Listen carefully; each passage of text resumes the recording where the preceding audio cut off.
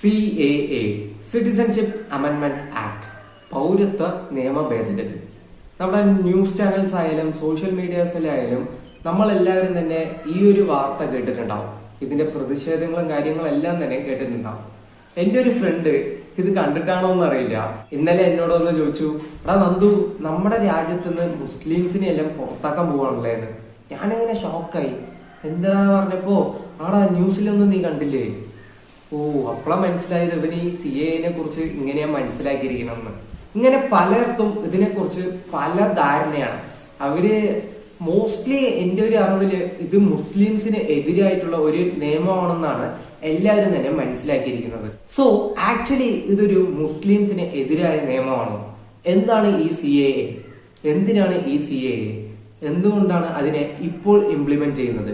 ഇതിനെല്ലാത്തിനെ കുറിച്ചും നമുക്ക് ഈ വീഡിയോയിൽ കാണാം. So welcome to Nandu's view. Okay, ഈ CAA അറിയുന്നതിന് മുമ്പ് ഇപ്പോ വേറൊരു കൺട്രിയിൽ നിന്ന് നമ്മുടെ ഇന്ത്യയിലേക്ക് വന്നു. അവര് എന്തെങ്കിലും ഒരു റീസൺ കാരണം അവിടെ ജീവിക്കാൻ അവർക്ക് അവിടെ ഇഷ്ടപ്പെട്ടില്ല, ഓർ അവിടെ എന്തെങ്കിലുമൊക്കെ പ്രോബ്ലംസ് ആയതുകൊണ്ട് ഇന്ത്യയില് സിറ്റിസൺഷിപ്പ് എടുക്കണം പറഞ്ഞിട്ട് അവര് വന്നാൽ, പെട്ടെന്ന് അവര് വന്നത് അങ്ങനെ ഓക്കെ അവർക്ക് താല്പര്യമുണ്ട് പറഞ്ഞിട്ട് സിറ്റിസൺഷിപ്പ് കൊടുക്കില്ല. അവര് ആദ്യം ഇന്ത്യയിൽ വന്ന് ഇവിടെ ഒരു 6 മാസം താമസിച്ച് ഇവിടെ ഇന്ത്യൻ ഗവൺമെന്റിന്റെ അടുത്ത് രജിസ്റ്റർ ചെയ്യണം, ഞങ്ങൾക്ക് സിറ്റിസൺഷിപ്പ് വേണമെന്ന്. പിന്നീട് അവര് 11 വർഷം ഇന്ത്യയിൽ തന്നെ സ്ഥിരമായി ഇരുന്നാൽ മാത്രമേ അവർക്ക് ഇന്ത്യൻ സിറ്റിസൺഷിപ്പ് കൊടുക്കുള്ളൂ. ഇതാണ് ബേസിക് ആയിട്ടുള്ള ഒരു കാര്യം. ഓക്കെ, ഇനി നമുക്ക് CAA എന്താണെന്ന് നോക്കാം. ആക്ച്വലി BJP ഗവൺമെന്റിന്റെ അവരുടെ ഒരു പ്രകടന പത്രികയിലുള്ള ഒരു കാര്യം തന്നെയായിരുന്നു ഈ CAA.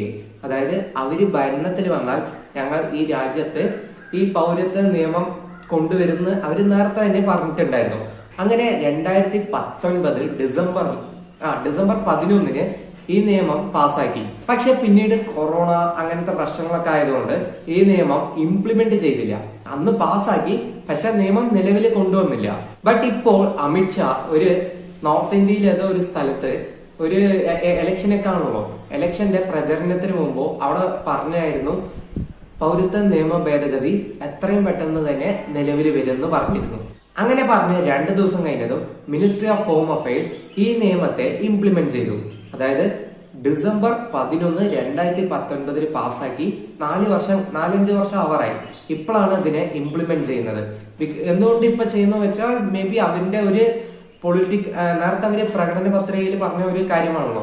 സോ അതിനെ ഇംപ്ലിമെന്റ് ചെയ്താൽ ചിലപ്പോൾ അവർക്ക് പൊളിറ്റിക്കലി ബെനിഫിറ്റ് കിട്ടുമെന്ന് കരുതി ഇപ്പോൾ ഇംപ്ലിമെന്റ് ചെയ്യുന്നത്. ഓക്കെ, ഇനി നമുക്ക് CAA എന്താണ് പറയുന്നത് നോക്കാം. ഇതിൽ പ്രധാനമായും 3 കൺട്രീസിനെയാണ് ബേസ് ചെയ്യുന്നത്. അതായത് പാകിസ്ഥാൻ, ബംഗ്ലാദേശ് ആൻഡ് അഫ്ഗാനിസ്ഥാൻ. ഈ 3 കൺട്രീസിലുള്ള 6 റിലീജിയൻ ഏതൊക്കെയാണെന്ന് വെച്ചാൽ ഹിന്ദുസ്, ക്രിസ്ത്യൻ, സിഖ്, ബുദ്ധിസ്റ്റ്, ജെയിൻ, പിന്നെ പാർസി. അങ്ങനെ ഒരു 6 മതങ്ങൾ അവിടെ ഉണ്ട്. ഇവർക്കെല്ലാവർക്കും തന്നെ ഇന്ത്യൻ പൗരത്വം നൽകാമെന്നാണ് ഈ അമെന്റ്മെന്റിൽ പറയുന്നത്. അതായത് ഞാൻ നേരത്തെ പറഞ്ഞല്ലോ, വേറെ ഏതെങ്കിലും രാജ്യത്ത് നിന്ന് ഇന്ത്യക്ക് വന്നാൽ അവർക്ക് 11 വർഷം വേണം ഇന്ത്യൻ സിറ്റിസൺഷിപ്പ് എടുക്കാൻ. പക്ഷെ ഈ നിയമപ്രകാരം ഈ റിലീജിയൻ, അതായത് നോൺ മുസ്ലിംസ് ഒഴികെയുള്ള ഈ റിലീജിയനിലുള്ളവർക്ക് ഇന്ത്യയിലേക്ക് വന്നാൽ വിത്തിൻ 6 വർഷത്തിൽ തന്നെ അവർക്ക് ഇന്ത്യൻ പൗരത്വം നൽകാമെന്നാണ് ഈ നിയമത്തിൽ പറയുന്നത്. സിമ്പിൾ ആയിട്ട് പറഞ്ഞാൽ മുസ്ലിം ഒഴിച്ച് ബാക്കിയുള്ള റിലീജിയൻ ഈ പാകിസ്ഥാനെന്നോ ബംഗ്ലാദേശെന്നോ അഫ്ഗാനിസ്ഥാനെന്നോ ഇന്ത്യയിലേക്ക് വന്നാൽ അവർക്ക് 6 വർഷത്തിൽ തന്നെ പൗരത്വം കൊടുക്കുമെന്നാണ് ഈ നിയമത്തിൽ പറയുന്നത്. ഇനി എന്തുകൊണ്ടാണ് ഒപ്പോസിഷൻ, വേറെ പാർട്ടികൾ, ഇപ്പോ പുതിയതായിട്ട് വന്ന ഇന്ത്യ അലയൻസ് ആയാലും BJPനെ സപ്പോർട്ട് ചെയ്യാത്ത വേറെ ഏത് പാർട്ടികളായാലും എന്തുകൊണ്ടാണ് ഇതിനെ ഒപ്പോസ് ചെയ്യണമെന്ന് നോക്കാം. അതിന് പ്രധാനമായി അവർ പറയുന്നത് 3 കാര്യങ്ങളാണ്. ഒന്നാമത് റിലീജിയൻ. എന്തുകൊണ്ടാണ് നിങ്ങൾ മതത്തിനെ അടിസ്ഥാനമാക്കി പൗരത്വം കൊടുക്കുന്നത്? നിങ്ങൾക്ക് എല്ലാവർക്കും കൊടുത്തൂടെ? എന്തുകൊണ്ടാണ് ആ രാജ്യങ്ങളിൽ നിന്ന് വരുന്ന മുസ്ലിംസിനും 6 വർഷത്തിൽ പൗരത്വം കൊടുക്കാം? എന്തുകൊണ്ട് അവരിനെ മാത്രം ഒറ്റപ്പെടുത്തുന്നു? സോ ഇതിനെ എന്തിനാണ് റിലീജിയൻ ബേസിസിൽ കാണുന്നതെന്നാണ് ആദ്യമായി ഇവർ ചോദിക്കുന്ന ഒരു ചോദ്യം. രണ്ടാമതായി ഇതിനെ ഒപ്പോസ് ചെയ്യാനുള്ള കാരണം എന്താണെന്ന് വെച്ചാൽ, എന്തുകൊണ്ട് ഈ 3 രാജ്യങ്ങൾക്ക് മാത്രം ഇങ്ങനെ പ്രത്യേകമായി പൗരത്വം കൊടുക്കുന്നത്? എന്തുകൊണ്ട് ഇതിൽ ശ്രീലങ്കയെ ഉൾപ്പെടുത്തിയില്ല? ബിക്കോസ് ശ്രീലങ്കയിൽ ഇപ്പോൾ റീസെന്റ് ആയ ഒരു ഇഷ്യൂ കാരണം കുറെ ആൾക്കാര് തമിഴ്നാട്, ബിക്കോസ് അവർക്ക് അടുത്ത് തമിഴ്നാട് ആയതുകൊണ്ട് അവിടെ നിന്ന് മൈഗ്രേറ്റ് ചെയ്ത് വന്നു. അങ്ങനെ കോൺസെൻട്രേഷൻ ക്യാമ്പിലൊക്കെ ഇപ്പോഴും നിരവധി ആൾക്കാർ ഇരിക്കുന്നുണ്ട്. എന്തുകൊണ്ട് ഇവർക്ക് നമ്മൾ പൗരത്വം കൊടുത്തുകൂടാ എന്ന് മോസ്റ്റ് ഓഫ് പൊളിറ്റിക്കൽ പാർട്ടീസ്, അതായത് DMK, തമിഴ്നാട്ടിലെ DMK, ADMK, അതായത് BJP ഒപ്പോസ് ചെയ്യുന്ന പാർട്ടീസ് ഒക്കെ ചോദിക്കുന്നുണ്ട്. ബിക്കോസ് ശ്രീലങ്കയിൽ നോക്കിയാൽ ഒരു majority of population Tamil peoples തന്നെയുണ്ട്. അവർക്ക് ഇന്ത്യൻ സിറ്റിസൺഷിപ്പ് കിട്ടണമെന്ന് കുറെ പേര് ആഗ്രഹിക്കുന്നുണ്ട്. സോ അവർക്ക് എന്തുകൊണ്ട് നമ്മൾ കൊടുത്തുകൂടാ? സോ ഈ ഒരു ചോദ്യവും വരുന്നുണ്ട്. മൂന്നാമതായി നോക്കിയാൽ അസാം, അതായത് ഈ ഒരു നിയമം ഇംപ്ലിമെന്റ് ചെയ്തതും ആദ്യം ഹർത്താൽ പ്രഖ്യാപിച്ച ഒരു സംസ്ഥാനമാണ്. നിങ്ങൾ ന്യൂസിൽ കണ്ടിട്ടുണ്ടാവും. ഈ സംസ്ഥാനമാണ് അസാം. ബിക്കോസ് പാകിസ്ഥാനായാലും അഫ്ഗാനിസ്ഥാനായാലും അവിടെ നിന്ന് പെട്ടെന്ന് അങ്ങനെ മൈഗ്രേറ്റ് ചെയ്ത് ഇന്ത്യയിലേക്ക് കടന്നു വരാൻ പറ്റില്ല. പക്ഷെ ബംഗ്ലാദേശിൽ നിന്ന് നിരവധി ആൾക്കാർ ഇന്ത്യയിലേക്ക് പെട്ടെന്ന് കടന്നു വരാം. എന്തുകൊണ്ടെന്ന് വെച്ചാൽ നമുക്ക് ഈ പാകിസ്ഥാന്റെ അത്ര ഒരു പ്രോബ്ലം ബംഗ്ലാദേശുമായി ഇല്ല. സോ അവിടുത്തെ നിരവധി ആൾക്കാർ ഇന്ത്യയിലേക്ക് മൈഗ്രേറ്റ് ചെയ്ത് വരാറുണ്ട്. സോ ഇങ്ങനെ വന്ന് ഈ അസാം, വെസ്റ്റ് ബംഗാൾ, ബീഹാർ അങ്ങനത്തെ സംസ്ഥാനങ്ങളിൽ എന്ത് സംഭവിച്ചു വെച്ചാൽ ഇവര് സിറ്റിസൺഷിപ്പ് എടുക്കുന്നത് കൊണ്ട് ഇവിടുത്തെ ഒറിജിനലായി നേറ്റീവ് ആയിട്ടുള്ള ഇന്ത്യൻ ആൾക്കാർക്ക് ജോലി കിട്ടുന്നില്ല. സോ ഈ പൗരത്വ നിയമം അനുസരിച്ച് ഇനിയും ബംഗ്ലാദേശിൽ നിന്ന് കൂടുതൽ ആൾക്കാർ ഇന്ത്യയിലേക്ക് എത്തിയാൽ ഞങ്ങൾക്ക് ജോലി ഉണ്ടാവില്ല, ഞങ്ങൾക്ക് ഇവിടെ ജീവിക്കാൻ പറ്റില്ല എന്ന് പറഞ്ഞാണ് അസാം, വെസ്റ്റ് ബംഗാൾ ഉള്ളവരിലൊക്കെ പ്രൊട്ടസ്റ്റ് ചെയ്യുന്നത്. പിന്നെ കുറച്ച് ആൾക്കാർ ഇതിൽ NRCനെ കൂടെ ഉൾപ്പെടുത്തുന്നുണ്ട്. NRC എന്താണെന്ന് വെച്ചാൽ നാഷണൽ രജിസ്റ്റർ സിറ്റിസൺ. അതായത് എന്തുകൊണ്ട് ഇനി ഈ സർക്കാർ, BJP സർക്കാർ കണ്ടിന്യൂ ചെയ്താൽ ഓരോ ഇന്ത്യക്കാരോടും അവരവരിന്റെ പൗരത്വം തെളിയിക്കാൻ പറഞ്ഞാൽ എന്ത് പ്രൂഫ് ഞങ്ങൾ നൽകും? ഇപ്പോ ബേസിക്കലി നമ്മൾ തന്നെ ആലോചിച്ചാൽ നമ്മൾ എങ്ങനെയാണ് ഒരു ഇന്ത്യൻ പൗരനായത്? നമ്മളിവിടെ ജനിച്ചു, അതുകൊണ്ട് ഇന്ത്യൻ പൗരനായി. നമ്മുടെ അച്ഛനമ്മമാര് ഇവിടെ ജനിച്ചു, സോ അങ്ങനെ ഒരു ബർത്തിന്റെ അടിസ്ഥാനത്തിലാണ് നമ്മളിവിടെ ഇന്ത്യൻ പൗരനായത്. സോ ഇപ്പോഴും ഇന്ത്യയിൽ കുറെ ആൾക്കാരുടെ കയ്യില് ബർത്ത് സർട്ടിഫിക്കറ്റ് പോലും ഇല്ല. സോ NRC വന്നാൽ അവരെങ്ങനെ അവരുടെ സിറ്റിസൺഷിപ്പ് പ്രൂവ് ചെയ്യും?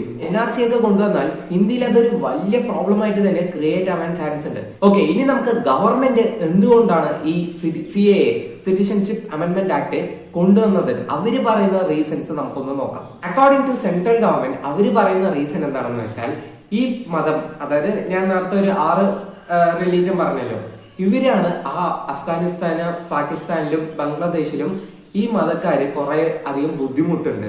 സോ അവർക്ക് അവിടെ ജീവിക്കാൻ പറ്റുന്നില്ല. സോ അവര് ഇന്ത്യൻ സിറ്റിസൺഷിപ്പ് എടുക്കാൻ കൂടുതൽ ആൾക്കാരും വില്ലിങ് ആണ്. സോ അതിനു വേണ്ടിയാണ് ഈ ഒരു നിയമം എന്നാണ് ഗവൺമെന്റ് പറയുന്നത്. ബട്ട് നമ്മൾ കേരളത്തിൽ നോക്കിയാൽ കേരള ഗവൺമെന്റ് ഇതിനെ ഇംപ്ലിമെന്റ് ചെയ്യില്ല എന്നാണ് പറഞ്ഞിരിക്കുന്നത്. ആൻഡ് ഇതിനെതിരായി സുപ്രീം കോർട്ടിൽ കേസും കൊടുത്തിട്ടുണ്ട്. അങ്ങനെ നിറയെ ഗവൺമെന്റ്, അതായത് BJP ഒപ്പോസ് ചെയ്യുന്ന കുറെ ഗവൺമെന്റ് ഇതിനെതിരായി കേസ് സുപ്രീം കോടതിയിൽ കൊടുത്തിട്ടുണ്ട്. പിന്നെ കുറെ വ്യക്തികളും ഇതിനെതിരായി കേസ് കൊടുത്തിട്ടുണ്ട്. ആൻഡ് നമ്മുടെ വിജയുടെ പുതിയ പാർട്ടി, തമിഴ്നാട്ടിലെ പുതിയ പാർട്ടി വിജയ് രൂപീകരിച്ചു, തമിഴക വെട്രി കഴകം. സോ ആ പാർട്ടി രൂപീകരിച്ച് ആദ്യമായി വിജയ് ഒന്നിന് പ്രൊട്ടസ്റ്റ് ചെയ്തിരിക്കുന്നു. ഓപ്പണായി പറഞ്ഞിരിക്കുന്ന ഒരു കാര്യം എന്താണെന്ന് വെച്ചാൽ CAA തമിഴ്നാട്ടിൽ ഇംപ്ലിമെന്റ് ചെയ്യാൻ പാടില്ല എന്നൊരു റിക്വസ്റ്റും കൂടെ വിജയ് ആദ്യമായി തന്റെ പ്രൊട്ടസ്റ്റിനെ തമിഴ്നാട് ഗവൺമെന്റിനോട് അറിയിച്ചിരിക്കുന്നു. ബട്ട് അങ്ങനെ ഒരു സംസ്ഥാനത്തിന് മാത്രം പ്രത്യേകമായി ഇതിനെ ഇംപ്ലിമെന്റ് ചെയ്യാതൊന്നും ഇരിക്കാൻ പറ്റില്ല. ബിക്കോസ് ഈ സിറ്റിസൺഷിപ്പ് ഇതൊക്കെ വരുന്നത് സെൻട്രൽ ഗവൺമെന്റിന്റെ അണ്ടറിലാണ്. സോ അവിടെ ഒരു നിയമം പാസ്സാക്കിയാൽ അത് എല്ലാ സംസ്ഥാനങ്ങളിലും ഇംപ്ലിമെന്റ് ചെയ്തേ പറ്റുള്ളൂ. ഇനി നമുക്ക് വേണമെങ്കിൽ ഇതിനെ ഡിഫെൻഡ് ചെയ്യാം. എങ്ങനെ ഡിഫെൻഡ് ചെയ്യാൻ വെച്ചാൽ സുപ്രീം കോർട്ടിൽ പോയി ഡിഫെൻഡ് ചെയ്യാം. ഇനി സുപ്രീം കോർട്ട് ഇതിന്റെ വാദങ്ങളൊക്കെ കേട്ടായിരിക്കും ഫൈനൽ ഡെസിഷൻ വരുന്നത്. സോ അതുവരെയ്ക്കും നമുക്ക് എന്തായാലും ഒന്ന് വെയിറ്റ് ചെയ്യണം. ഇപ്പോൾ എനിക്ക് നിങ്ങളോട് ചോദിക്കാനുള്ളത് എന്താണെന്ന് വെച്ചാൽ, അതായത് പൊളിറ്റിക്കലി നിങ്ങൾ ഒരു ആൻസർ പറയണ്ട. ബിക്കോസ് ഇപ്പൊ BJP ഇഷ്ടപ്പെടുന്ന ഒരു ആളാണെങ്കിൽ എന്തായാലും ഇതിനെ സപ്പോർട്ട് ചെയ്യും, ബാക്കിയുള്ളവരാണെങ്കിൽ ഇതിനെ എതിർക്കും. അങ്ങനെ പറയണ്ട. നിങ്ങൾക്ക് ഇതിനെ കുറിച്ച് എന്താണ് തോന്നുന്നത്? ആക്ച്വലി ഈ ഒരു നിയമം ഇന്ത്യക്ക് ആവശ്യമാണോ, അല്ലാതെ വെറുതെ നിറയെ പേര് പറയുന്ന പോലെ ഇത് ഒരു റിലീജിയസ് ബേസിലുള്ള ഒരു നിയമമാണോ? എന്താണ് നിങ്ങളുടെ മനസ്സിൽ തോന്നുന്നതെന്ന് ഒന്ന് കമന്റ് സെക്ഷനിൽ അറിയിക്കാം. ഓക്കെ, ഇനിയൊരു പുതിയ വീഡിയോയുമായി വീണ്ടും കാണാം. Bye bye.